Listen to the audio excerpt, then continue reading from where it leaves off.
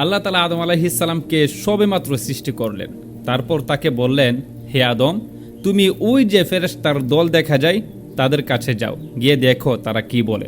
তখন তিনি ফেরেশতাদের কাছে গিয়ে তাদেরকে সালাম দিলেন। ফেরেশতারা উত্তর দিল, আসসালামু আলাইকা ওয়া রাহমাতুল্লাহি ওয়া বারাকাতুহু। তখন আল্লাহ তাআলা বলেন, হে আদম, এটা তোমার এবং তোমার বংশধরের অভিবাদন।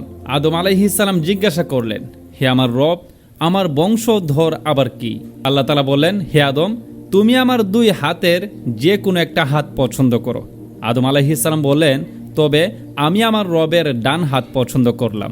এবার আল্লাহ তাআলা তার হাতের তালু প্রসারিত করলে আদম আলাইহিস সালাম কিয়ামত পর্যন্ত আগমনকারী সকল সন্তানকে আল্লাহর হাতের তালুতে দেখতে পান। তন্মধ্যে কিছু লোকের মুখমণ্ডল ছিল নূরে সমুজ্জ্বল, তাদের মধ্যে একজনের চেহারা একটু বেশি উজ্জ্বল ছিল। তখন আদম আলাইহিস সালাম জিজ্ঞেস করলেন, হে আমার রব, উনি কে? আল্লাহ তাআলা বললেন, তোমার সন্তান দাউদ। জিজ্ঞাসা করলেন, এর আয়ু কত দিয়েছেন? আল্লাহ তাআলা বললেন, 60 বছর। পৃথিবীর মধ্যে শুধু একজনকে আল্লাহ তাআলা বলে দিয়েছিলেন যে আপনি এত বছর দুনিয়াতে বাঁচবেন, তিনি হচ্ছেন হযরতে আদম আলাইহিস সালাম। তাকে আল্লাহ তাআলা বলে দিয়েছিলেন যে আপনি দুনিয়াতে 1000 বছর বাঁচবেন। তো আদম আলাইহিস সালাম আল্লাহকে বলতেছে যে আল্লাহ, আমার সন্তান দাউদের শুধু 60 বছর না, আমার হায়াত থেকে 40 বছর নিয়ে তার হায়াত পূর্ণ 100 বছর করে দিন। আল্লাহ তার আবদার মঞ্জুর করলেন এবং ফেরেশতাদের সাক্ষী রাখলেন। তারপর যখন হযরতে আদম আলাইহিস সালামের আয়ু শেষ হয়ে আসলো, তখন তার রূহ কবজ করার জন্য আল্লাহ তাআলা হযরতে আজরাইল আলাইহিস সালামকে পাঠালেন। তখন আদম আলাইহিস সালাম বললেন, কেন? আমার আয়ু তো আরো 40 বছর বাকি আছে।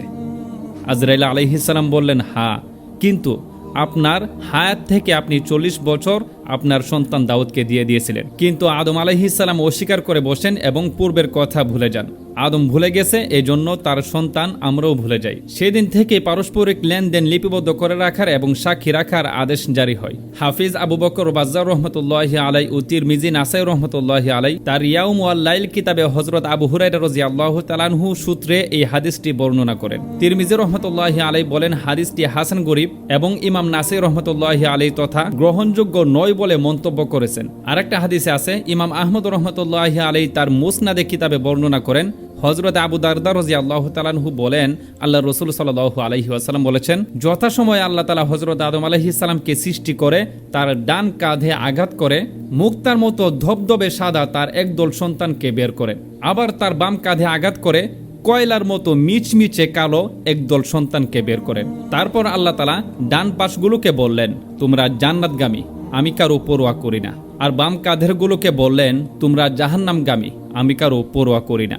ইমাম বুখারী রহমতুল্লাহি আলাইহি বর্ণনা করেন, হযরতে আবু হুরায়রা রাদিয়াল্লাহু তাআলা আনহু বলেন, আল্লাহ রাসূল সাল্লাল্লাহু আলাইহি ওয়াসাল্লাম বলেছেন, আল্লাহ তাআলা হযরতে আদম আলাইহিস সালামকে 60 হাত দীর্ঘ করে সৃষ্টি করেছেন। আর ইমাম আহমদ রহমতুল্লাহি আলাইহি বর্ণনা করেন, আদম আলাইহিস সালামের উচ্চতা ছিল 60 হাত এবং প্রস্থ ছিল 7 হাত।